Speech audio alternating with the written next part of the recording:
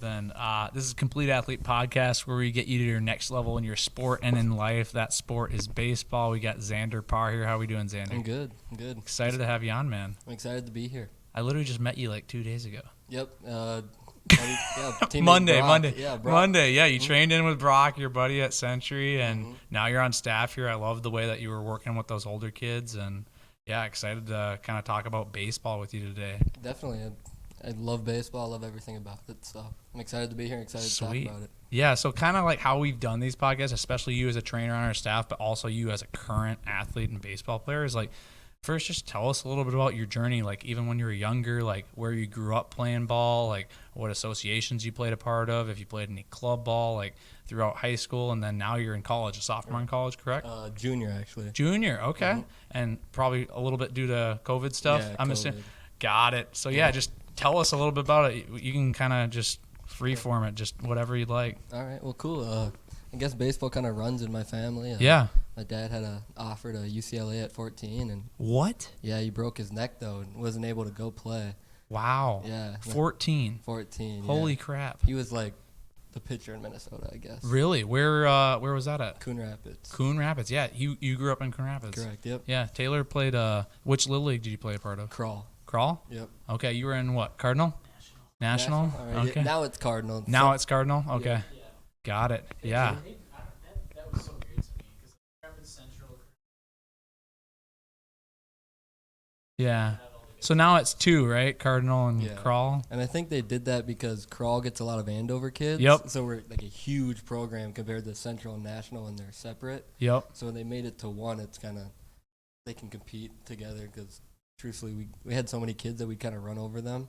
Yeah. Just because there's so many more kids to pull from and pick from. Well, yeah, when you look at like any community when it gets good at baseball, I mean, Coon Rapids has been really good for a really long time, but like that pool of players like has diminished, like especially I don't know if it was like that when you were playing, but now it's like there's not as many players, and most of those kids end up going to Andover and Blaine, and you know, I don't know how your high school seasons went, but big time. We have problems with that. Coon Rapids, when I was I think a senior, they only had one freshman team for the first time in like 10 years maybe. Yeah, they only had one freshman team this last year too. A lot of freshmen playing up on sophomore, which never happens. There's like, well, Bright and Lindstrom were there. They had rules kind of like. Was Lindstrom a high school coach? Yeah, but I didn't know that. Okay, I thought he just did the. long. Oh, I thought he just did the Redbirds. He did the Redbirds and more like freshman team and stuff like that. Yeah, but they wouldn't move freshmen up. Yep. They'd keep them on the yeah freshman 9A. You play at your age group, and then the following year is when you have some guys move up. Yep.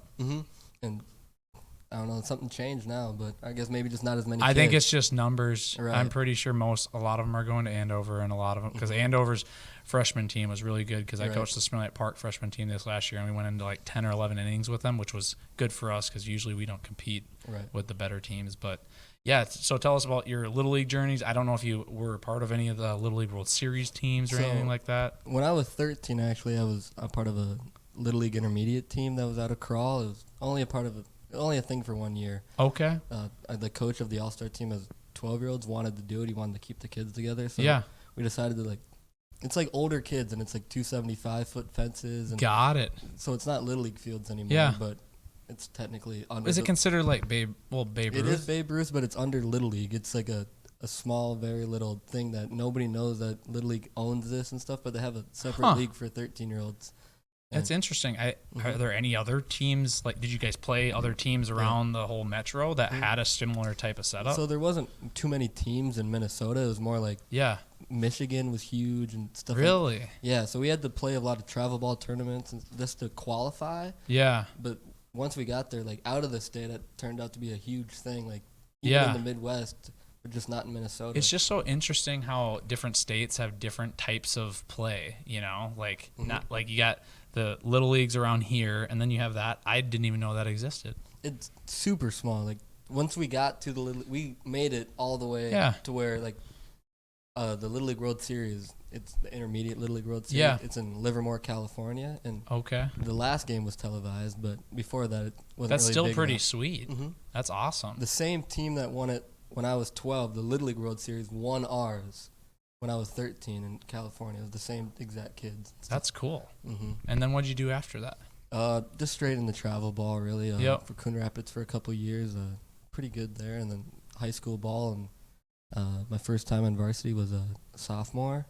I started the first game. What positions do you play? I'm kind of a utility guy, kind of always have been, just because, I'm short, so second base is kind of where people think. But Don't let that hold you back, man. I How play tall a are lot of 5'7", but it says 5'10" on the recruit sheet. Hey-o! Yes, sir. That's awesome. I remember doing basketball lineups in high school because I played basketball, baseball at Totino. We would literally, like it said I was like 6'1" and I was like 5'8". Any way to get the coaches to look at you a little bit, I guess. Look at you and the other team that's playing you like, oh man, they got all 6-footers on this team. They show up like, who's this scrawny kid? Right. Intimidation, I guess. Exactly. You got to have some sort of that. Right. So what, like as a utility player, like right now, like you played in high school, like tell us about your high school experience. Did you have any accolades from that standpoint, or how'd your high school teams do? So as a sophomore, it's probably the best year. Yeah. Not because of me, obviously, but yeah, just guys around me, and we were good then, and I played pretty much every day. But after then, I was all conference twice, and that's about it. I was also team captain as a junior and a senior, so that's awesome. Kind of cool. And what year did you graduate? 2020. 2020. Yeah, so I actually lost my senior year. Oh yeah, man, it kind of sucks, but yeah, no, what it is. That was a whole rough year. Like you guys didn't have prom. Nope. You didn't like have the whole like actual like senior year experience like I think everybody else did. So we got the football season. We actually got just barely through the football season, and then school just ended, and we never came back. It was kind of a weird thing, but yeah, super weird. And then tell us about like your experience after. Like, did you play any ball that summer right after your senior year? So they had a senior only kind of 20-game season for us. Yeah. And at the end of it, we played this tournament at CHS Stadium, which was kind of cool. That is sweet. Yeah, because that's usually where you play. Well, they used to. Well, the old, not CHS, Midway. Where when I was 2012, that's where they used to do the state tournament for high school, right? But then CHS came around shortly after that when I got out of high school because I graduated 2012, and that's awesome that you got to experience that. That field's amazing. It is amazing. You go to a game and it's like, holy cow, this is nice. But when you play on it and the surface and stuff, like, whoa, this is something I haven't played on before. Absolutely. What's your favorite field is that your favorite field you've ever played on? Or have you played on any other one? Probably. I've played on a couple cool turf fields, but nothing like that, like a real stadium. Exactly, with the city like around it, wrapped around it. That's how Target Field is too with Minneapolis, and it's like unreal. It's super cool. It kind of creates an environment, and like when the fans are there behind you, like I didn't expect it, but it's like you can really hear everybody in the crowd. Oh yeah, cool. It echoes. It's great. Super cool. I love it. So your journey with that, and then you finished high school out on that note, and then you went into college. Tell us about your college experience so far and like what's been going on. So out of high school, I went to Iowa Lakes University. Community college. It's like just 7 miles over the border, pretty much in Iowa, and I hated it. I was there until Thanksgiving and told the coach I had COVID actually, but I lied and didn't go back. Oh no! Yeah, sometimes when there's a bad experience, I think one of our trainers on staff, he went to the Central Lakes Community College, and he literally showed up like the first day, and like he was like done. That's kind of how it was for me. I could tell right away that I made the wrong decision, but kind of want to stick it out. You know what I mean? Because that's your mentality as an athlete. Like you want to actually see things through, but you're kind of like, this isn't the right fit. Might not be the right culture. Might not be the right just atmosphere for you to keep developing. Definitely. And I felt like once I felt that it was affecting me on the field, that like I was getting frustrated with the coaches and that I wasn't showing up to practice really wanting to play. Just frustrated. Like I don't want to be here. Yeah. And I was like, it's time for me to leave. Yeah. So then tell us about your experience after that, where you've gone. So after that, I went straight to Century, and I've loved it. I think it's a great school, and I'd absolutely tell anybody to go there. The coaches are great, and the numbers of just people of where they get kids and to the schools. Speaking to that point, JUCO. So I don't know if you know, a lot of our trainers on staff, we did the JUCO route and then went D3, D2, or D1, like whatever trainers around. So they all went through the same route that you're going. What would you say to people like choosing JUCO over, just a NCAA type school when they first start? I think for a lot of people don't realize that like coaches are going to tell you, yeah, you got a chance to play, but a lot of time that's not your freshman year, and or even you're going to get there and realize, oh, there's somebody really good in front of me. That doesn't mean you're not going to play or move to a different spot, but for me, I felt like I needed to get better to be able to get to that D2 level, and and at the JUCO level, I was able to play right away and still improve instead of going and sitting for 2 years. Exactly. I've had that conversation with some high schoolers the last 2 years and like tried to get them to see that, because that's exactly what happens. You're going to have a junior or senior that's ahead of you, and especially because of the COVID year too. Now there's all these fifth-year seniors. Definitely. And it's like, do you want to have the opportunity to play your freshman year? Not that you're going to play the freshman year. Do you want the opportunity? Because I don't think you get that opportunity necessarily at a NCAA school. Yeah, and I feel like unless you're like a top recruit to like a big-time D1, a lot of times as a freshman, you're just not going to play. They're going to give other guys opportunities, and I'm actually doing that at Century. I'm technically a third year. I didn't leave last year because I didn't have an offer that I liked. And there's definitely other fielders and hitters that could play, but I'm still there. So third year, so are you saying like you didn't play that first year at Iowa Lakes, correct? So I left that semester and played at Century. Oh, you did. Got it. So, and then because of COVID, I got another year to return to Century. Yeah. Okay, that makes sense. Cool. So, how's everything looking for the team this year? Pretty solid? I think we should be really good. I mean, pitching's always a question mark, but that's for every team everywhere. So exactly, you don't know what arms are going to be showing back up if they're Right, we got a lot of guys coming off injury, which you really never know off that. But no, I get that. So cool. It's going to be your third year there. And then where are you headed next year? You said you already are committed somewhere, right? Northern State. It's in Aberdeen, South Dakota, and NAI, or not, D2. D2. Yeah. So for Jamestown, we would always be, because I went to Jamestown up in North Dakota. Okay, we got a guy from Century committed there. Oh, really? Yep. Sweet. What's his name? Jack Blasty. He's actually a Coon Rapids guy as well. Is he? Yep. Okay, well, that's probably one of the first Twin Cities guys that have gone up there since I was there, and I graduated in 2018. Okay, yeah, a lot of guys from like St. Cloud, Foley, or something like outskirt type area. But yeah, the coach, I'll have to ask him about him because we're still pretty tight. So right, that's cool. Yeah, absolutely. But we would go down to Aberdeen South. We would go into Northern State's campus when our like field was still full of snow up in North Dakota. Makes sense. You know, and we'd play games there against Mayville State, another NAIA, and yeah. So I'm familiar with the Northern State campus. You excited? I'm really excited. I'm more, I guess, excited to play against competition. Yeah. That's something that just excites me. Just when I step in the box and somebody's really good on the mound, let's go, dude. Well, that brings me to my next point. Like, you as a hitter, what's your mentality when you step in the box? I'm the Energizer Bunny, man. Are you? Let's go. I'm the shit talker. Like, okay. Yeah, I love to get into it. That's good. I mean, you got to have all those types of guys on that team. I remember we played Bellevue, Nebraska, and they were top NAIA. They're still really, really good. Exactly. So it was us. We were always in the top 10 for Jamestown, and then Bellevue, Nebraska. And they had this one guy on their staff. He was a pitcher. Okay. And he was the crap talker, right? And he's talking his stuff the whole regular season. Okay. Well, he didn't have the natural ability to be on the playoff roster and stuff. So they took him off his playoff roster. That team looked completely different without the crap talker on the side. I'll tell you that. So every team has that. So you're that guy for Century or what? Definitely. It's a little different because I get to play. A lot of times the crap talker is the guy on the bench. Yep. Fortunately, I'm good enough to play. Yeah, you can back it up a little bit. A little bit, yeah. I don't really like the guys who can't back it up. Like, you have to be able to... You just make yourself look dumb, really. Exactly. You can't back it up at all. Yep. So, yeah, either, like, lead by example, where you're actually putting in the work and not saying anything, or...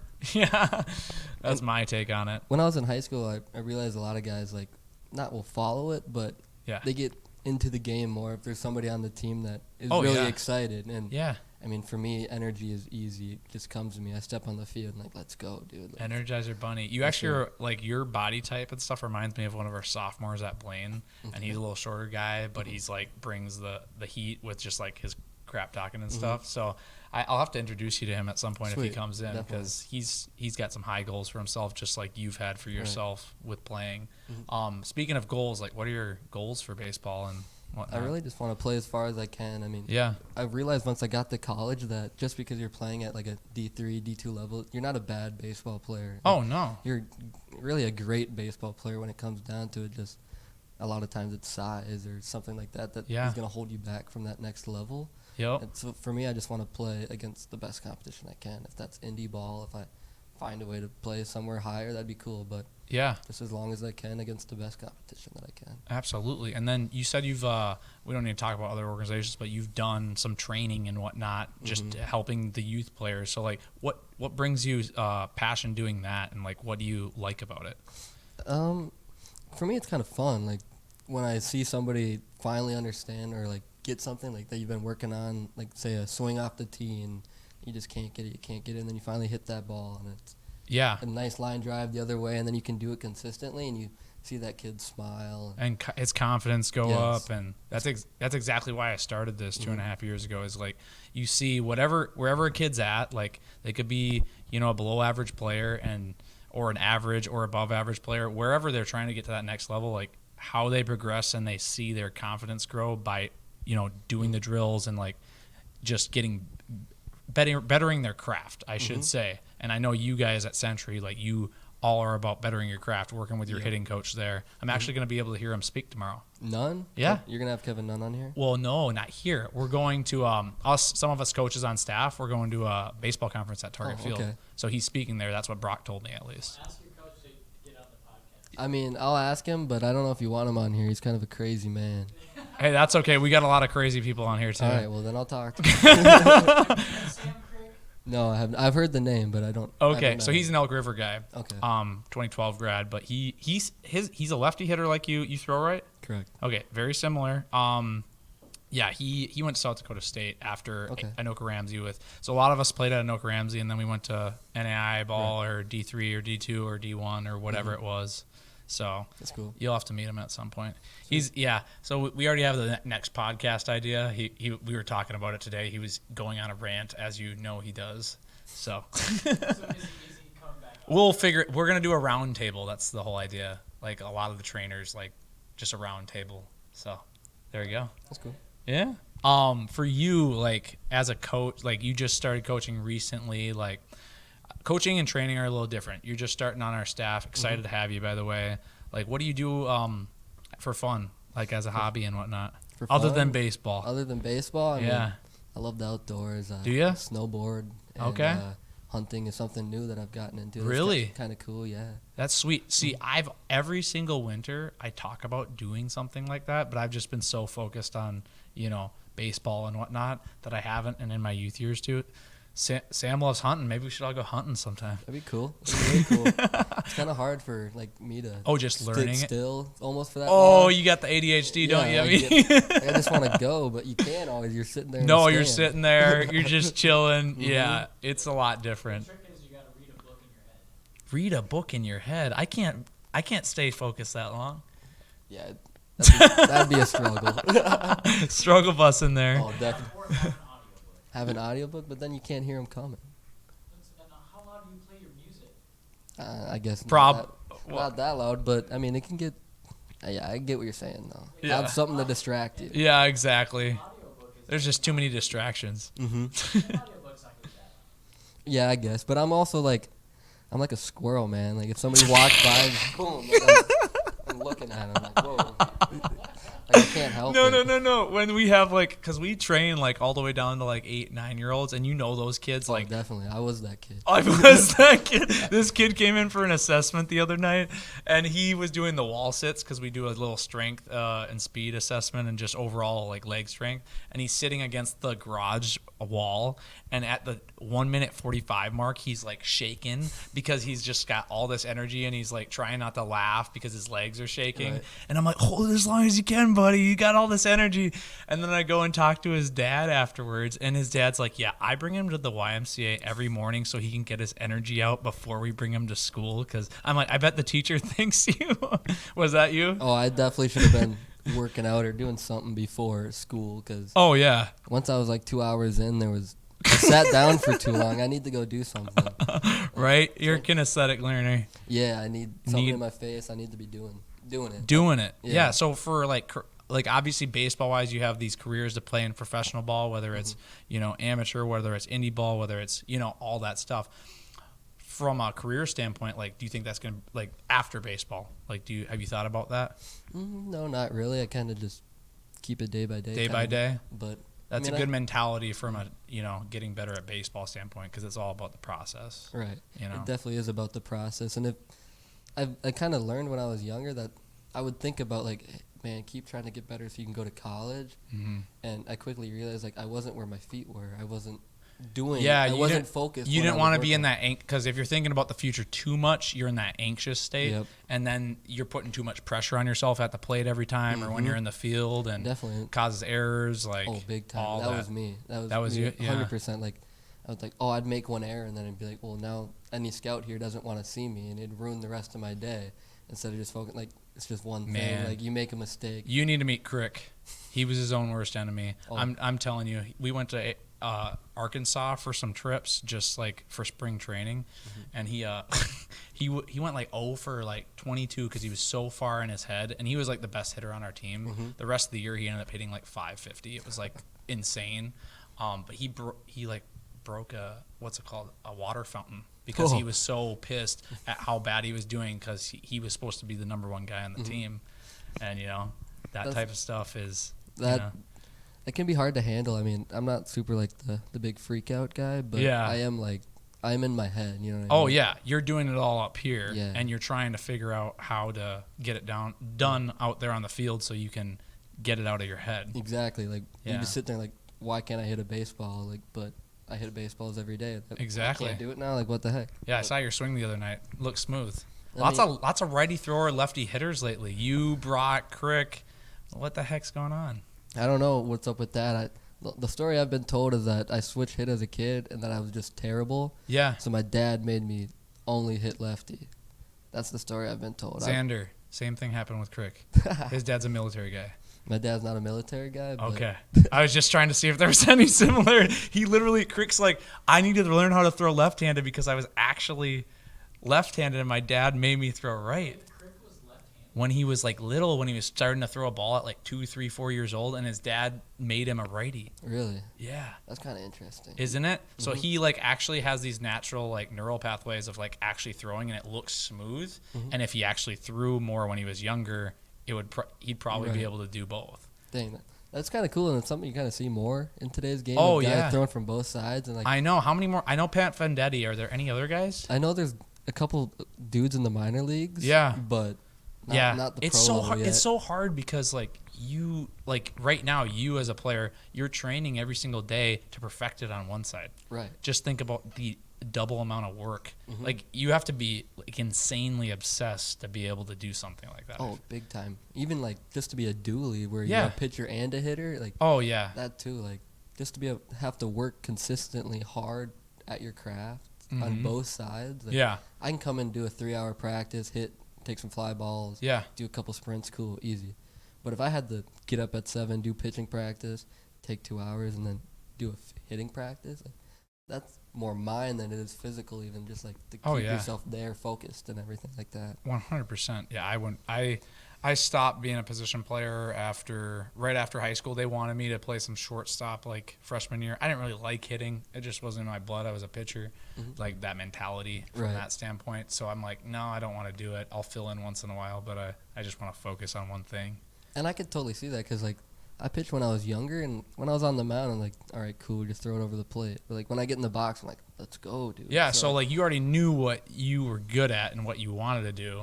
And I was the same way when I was 12, 13, 14, you know. You just like tend to gravitate towards things that, one, you're good at, and 2, you like. Right. So, and usually it's synonymous, both of it. So, right. And then you as just like growing up, and how old are you again? 21. I turned 21 about a month ago. Congrats, man. Thank you. You got to the threshold. Finally made it. Awesome. It's been a different college experience for you, though, than most guys who are, like, going through college and, like, with the whole COVID stuff the last few years, and we've talked about that. Like, how has that been as a college experience? Like have you been able to, like, have the social experience really whatsoever, or is it more just with the guys on the team? For the first 2 years, it was more just guys on the team. Like, when I was in Iowa, they actually had restrictions, and I could only hang out with my my roommates. Yeah. And I could only practice with my roommates for the first like months. Yeah. And then after that, it kind of like went away a little bit, but there's still rules. Yeah. And last year at Century, like they're super strict at Century, and so we had to wear masks while hitting groups. And that's tough. Is that going on this year? no, they finally lifted it this year, which is super nice, and it's actually fun to be able to meet the whole team, kind of. Like, yeah. Because there'd be times where I'd show up first game and I'd be like, I don't even know who you are. Like, I couldn't imagine playing in an environment like that. It's weird. It's weird. Like, I know 5 hitters on the team, and I hit with those 5 guys. And that's what it was like then, but now it's completely different. Like we have full team practices, which is super cool because like I actually know the pitchers and who should I expect. Well, that's how you build a team culture in general. So like, yeah, I think that's been. I don't know how that's been with the college football landscape and like all that, but like you have a group of how many guys are on the roster? I think this year we have 30.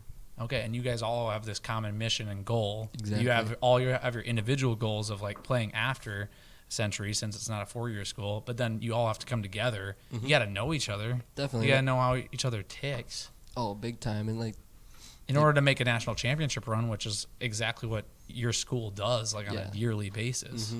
So it's like the main goal every year, and it is really hard when like somebody steps in the box and I don't even know if he's a slap hitter. Is he gonna hit a ball 400 feet? Like what is he about to do here? And I don't know. Or like I'm playing outfield and I have a pitcher on the mound that I know kind of lets up bombs. I should probably play a little bit deeper. Or have our ace on the mound? Like, you know what I mean? Like, something like that. I don't know. It's hard. No, I get it. And kind of shifting gears here, like we've talked a lot about baseball, a lot about training, and just like the overall mindset from it. Do you have any influential people that you've looked up to that you've learned a lot over the years? Are you saying people that I know or in my life? In your life that you look up to, or pros? Like, is there a certain like people that you've learned a lot from? Well, for me, my 13-year-old coach is probably the biggest influence on my life. Is just he taught me really how to work hard, I feel like, and what it meant to improve. Because I felt like I would go to the cage and I'd hit off the tee, but there wasn't something I was working on. I was just hitting.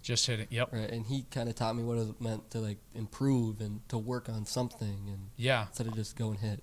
Yeah, always have a plan. Always be working on something. Like I always randomly, and you'll learn this through training sessions and stuff too. Like you'll kind of see how guys are acting. You'll be like, "What are you working on today?" And they'll be like, "I'm just throwing right now," or "I'm just hitting," and I'm like, "What part of like?"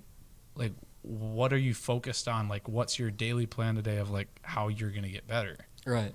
You know, so you'll have those conversations with guys, and like those are the best coaching moments. Oh, definitely. And I'm sure just like you when you were 13, like that coach did that with you, and that probably molded you to where you're at today. I was like, truthfully, the last kid on the bench until really my 12-year-old All-Star year. So I never made All-Stars. I was always the kid on the bench in Little League. Yeah. And then when I was 11, I told him, I like that. I want to play. Like, I don't play. And she was like, all right, we're going to go find some training. And he, like, begged this trainer, like, open up a spot for me. And that coach ended up training me that whole winter and then drafted me in, like, the 12-year-old league or whatever. Little League. And he, like, I balled out, man. I hit, like, 700. And ever since then, I've just been That's a crazy. hard-working baseball player. So, like, that moment when you were sitting on the bench, I had a similar moment like that when I was, like, doing Little League All-Star stuff for Blaine Area Little League. And I wasn't playing, like, when I was 11. Most kids were a year older, so I understood that part. I was, like, an alternate, and I'm assuming you were similar. But, like, that moment where you were just like, I want to play, like, that probably sticks out to you, and you put in the work to make it happen. Big time. And, like, it stinks to be the guy on the bench, even though, like, even if your team's winning, like, you want to play. And once you finally get that opportunity to play, like, you don't want to give it up ever. So it just kind of motivates you to just keep working, just keep hitting baseballs. Exactly.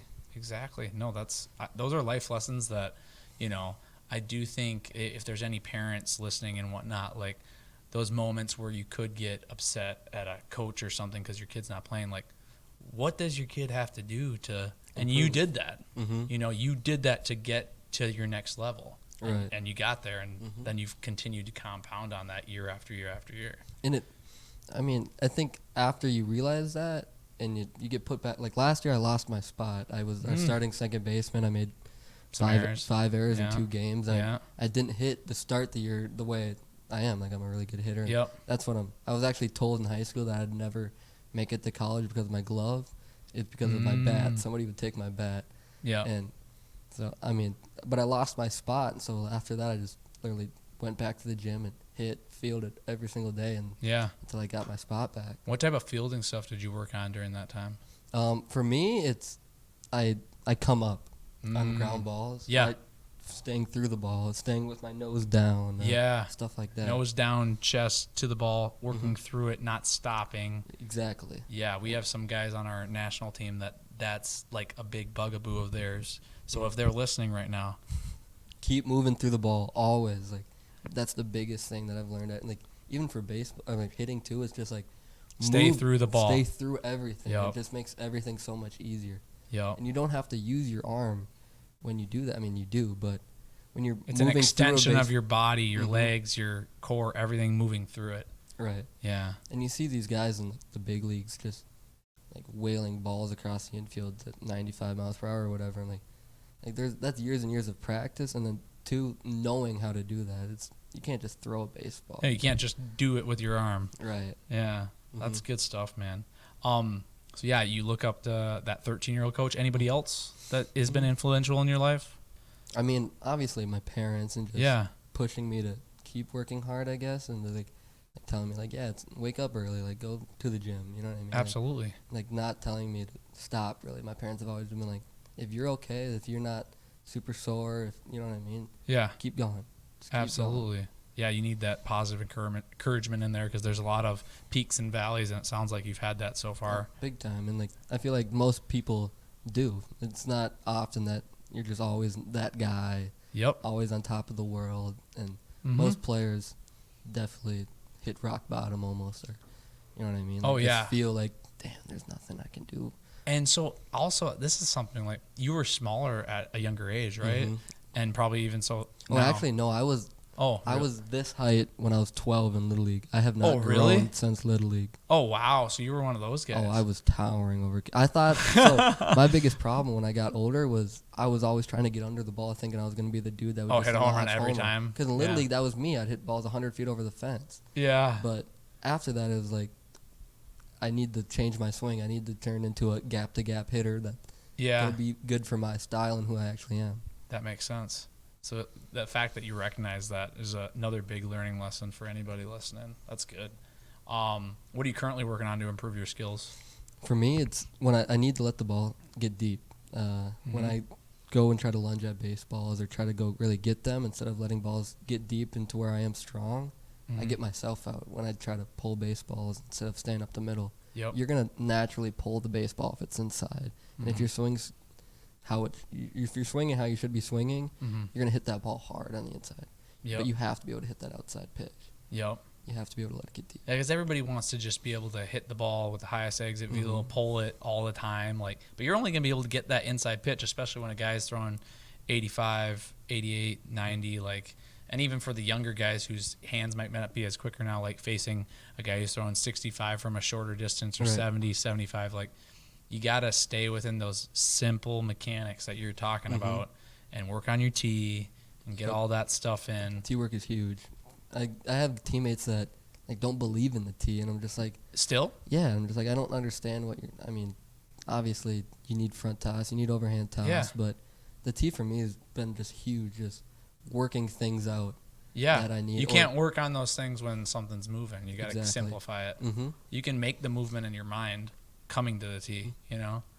Definitely. And for me, off the tee, the one-hand bat is just the biggest thing that has helped me, I feel like. And most guys just completely disregard the tee and one-hand work, and just it surprises me, really. I feel like one-hand bats and one-hand work has almost completely changed me as a hitter.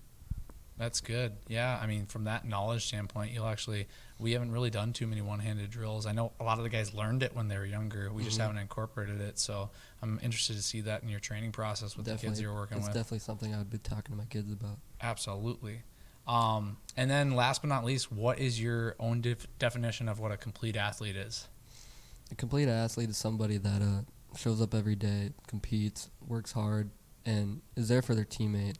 I mean, you can be a complete athlete on the field, but if you're not a teammate at the same time, then are you even really an athlete? Like, because you're holding back your teammates if you're the guy that's really good that doesn't care about the team. They only care about themselves. Yep. So to me, the complete athlete is somebody that is good on the field, but is better off the field. They work hard and they're better good as teammate. a person off the field. And And you see as you get older that they don't really allow guys that are not nice and don't do that. I don't care how talented you are. If you're not a good teammate, you're not going to be here.